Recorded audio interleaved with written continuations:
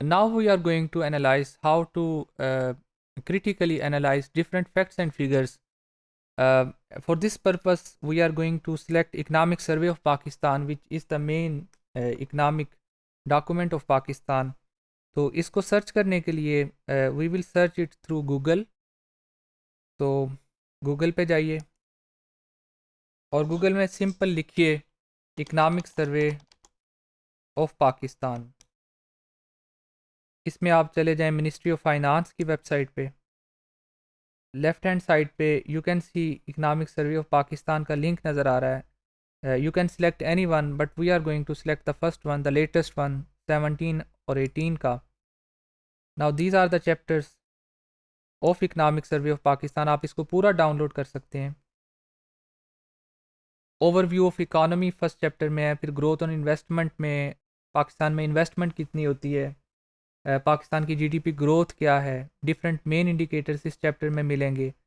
Agriculture का chapter है, कितने परसेंट पॉपुलेशन एग्रीकल्चरल एक्टिविटी से रिलेटेड है. Manufacturing and mining, physical development. You will find inflation here, public debt, education, health and nutrition. And there is always a chapter of population, labor force and employment, which will give you the overview of total population, percentage of labor force, employment, etc. Today we are going to select this chapter, physical development. इसको select करने की एक वजह ये है कि आजकल पाकिस्तान को जिन मसाइल का सामना है उसमें से एक फिजिकल डेफिसिट भी है. तो we are going to open this one.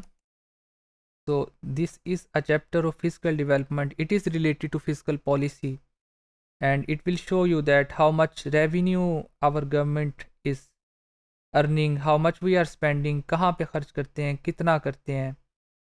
So this table shows the fiscal indicators as percentage of GDP. तो इसको अगर आप देखें तो रियल जीडीपी ग्रोथ रेट आपको डिफरेंट सालों में नज़र आ रही है. It was 5% in 2008.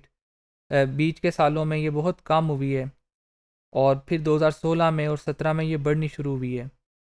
This is overall physical deficit as percentage of GDP. It's very high, 7.3% is very high. It should be around 4 actually. GDP का इतने परसेंट तक फिजिकल डेफिसिट नहीं होना चाहिए. ये बजट का खसारा है बेसिकली टोटल. नेक्स्ट आप देख सकते हैं कि करंट एक्सपेंडिचर्स, डेवलपमेंट एक्सपेंडिचर्स, ये इंडिकेटर बहुत अहम है कि आप अपने बजट का कितने फ़ीसद, जीडीपी का कितने फ़ीसद डेवलपमेंट पे खर्च करते हैं. ये 4% है, फिर 3.5 है, फिर 4.4 है. कुछ सालों में ये बहुत कम हुआ है, इन्फ्लेशन के बावजूद कम हुआ है. पाकिस्तान में कभी 9% तक डेवलपमेंट पे खर्च होता था. अब इसकी शरह कम हो चुकी है. जो रेवेन्यू है वो देखें आपके 14% था, फिर 12 हुआ. बजाय इसके कि रेवेन्यू का शेयर बढ़ता, ये कम होता हुआ भी आपको नज़र आ रहा है. टैक्स टू जीडीपी रेशो आप देख सकते हैं, नॉन टैक्स रेवेन्यू आप देख सकते हैं. अगर आप नीचे जाएं you can find a figure here. इसको गौर से देखें. ये जो लाइन है पाकिस्तान जितना कमाता है ये उसको जाहिर करती है. 2006 से 2018 तक आपको नज़र आ रहा है. एक्सपेंडिचर की लाइन ऊपर है एज परसेंटेज ऑफ जीडीपी के लिहाज से. तो ये जो ब्लू एरिया है ये सारा का सारा खसारा है पाकिस्तान का. Our expenditures are greater than our revenue. That is why we are facing a crisis in Pakistan. आपको इन इंडिकेटर्स को पढ़ना भी आना चाहिए, एनालिसिस करना भी आना चाहिए और इसके आंसर्स का भी पता होना चाहिए कि how can we remove this deficit.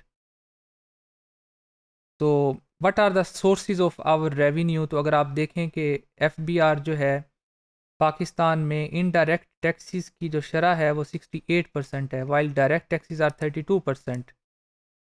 इन 2017 में ये 40% है इनडायरेक्ट टैक्सेस. फिर भी कम है. डायरेक्ट टैक्सेस वो होते हैं जो लोगों की इनकम पे लगते हैं. Greater the income greater will be the tax. Indirect tax वो होते हैं जो कि लेना आसान है लेकिन वो लोगों की इनकम के लिहाज से नहीं लगते. मसलन आप ये समझें कि फॉर एग्जांपल अगर सेल्स टैक्स है तो एक किस्म का इनडायरेक्ट टैक्स है. 16% हर बंदा पे करके आएगा irrespective of the level of income. गरीब आदमी भी अगर आटा ख़रीदे तो 100 रुपये पे 16% पे करके आएगा, अमीर भी वही पे करके आएगा। गरीब के लिए इस 16 रुपये की बहुत अहमियत होती है, लेकिन अमीर के लिए इसकी इतनी वैल्यू नहीं है। इनडायरेक्ट टैक्स ज़्यादा होना एक अच्छा इंडिकेटर किसी भी मुल्क में नहीं होता। ये कुछ और इंडिकेटर्स आपको नज़र आ रहे हैं। एक बहुत मेन टेबल हम नीचे देखेंगे। This table is table 4.4 and it shows the consolidated revenue and expenditures of Pakistan in different years. So the question can be asked, बड़ा सिंपल क्वेश्चन है। पाकिस्तान अगर हमारा घर है तो हम इस पाकिस्तान की कमाई कितनी है, ये कमाती कितना है हुकूमत। तो total revenue of Pakistan which is the first line you can see, ये मुख्तलिफ सालों में आपको नज़र आ रहा है। We are going to select for this one 2018 में। तो the figures are in billion of rupees. 2384 Pakistan का जो टोटल रेवेन्यू है वो 2384 बिलियन रुपीज़ है। इसमें जो टैक्स का हिस्सा है वो 2000 है टैक्स रेवेन्यू, और जो नॉन टैक्स रेवेन्यू ये देखें आप नीचे आपको नज़र आएगा ये 357 है। There are other sources of income of government of Pakistan as well. So that is our total income. Expenditures कितने हैं आप देखें, 3181 अरब रुपए। आपकी आमदन है 2384 अरब रुपए, आपकी इनकम है 3181 अरब रुपए। इसका मतलब ये है कि your expenditures are greater than your income. तो अब इसको बैलेंस करना है, इसको डेफिसिट को ख़त्म करना है कितना डेफिसिट। इसको अगर आप देखें तो नीचे जाइए, यहाँ पे आपको एक फिगर नज़र आएगी। Overall physical deficit of Pakistan is 796.3 billion rupees. 796 अरब रुपए पाकिस्तान की हुकूमत को अपने अखराजात को पूरा करने के लिए इस खसारे का या इस डेफिसिट का सामना था 2018 में। आपको लगता है कि ये 796 अरब रुपए बहुत बड़ी अमाउंट है कि जिसकी वजह से पाकिस्तान इतने क्राइसिस में नज़र आता है? और क्या हमें बहुत सी पैसे बाहर से लेने पड़ते हैं? ये पैसे पूरे कहाँ से होते हैं? ये यहाँ पे देखिए, फाइनेंसिंग ऑफ फिजिकल डेफिसिट, ये पैसे 796 अरब रुपए जो आपको कमी का सामना होता है, ये बाहर से जो आप पूरे करते हैं उसमें से सिर्फ 384 अरब रुपए हैं। डोमेस्टिक सोर्सेज से 412 अरब रुपए हैं। पाकिस्तान अपनी जीडीपी के लिहाज से बहुत कम टैक्स कलेक्ट करता है। आप इन सारे इंडिकेटर्स का एनालिसिस कर सकते हैं। फॉर एग्जांपल आप ये देखिए कि चले हमें ये तो देख लिया कि पैसे आते कहाँ से हैं, ये पैसे जाते कहाँ पे हैं। आपके टोटल एक्सपेंडिचर्स हैं 3181। इनमें से करंट एक्सपेंडिचर्स 2545 हैं। करंट एक्सपेंडिचर्स वो होते हैं कि आपने हर सूरत में इंटरेस्ट पे करना है, डेट को रीपे करना है, आपने डिफेंस पे पैसे देने हैं, आपने हुकूमत के जो बुनियादी अखराजात हैं जिसमें सैलरीज हैं, दूसरी चीज़ें। Current expenditures are recurring expenditures, you have to pay these first, इनको पहले आपको अदा करना है। डेवलपमेंट के लिए आपके पास सिर्फ 615 अरब रुपए बचते हैं।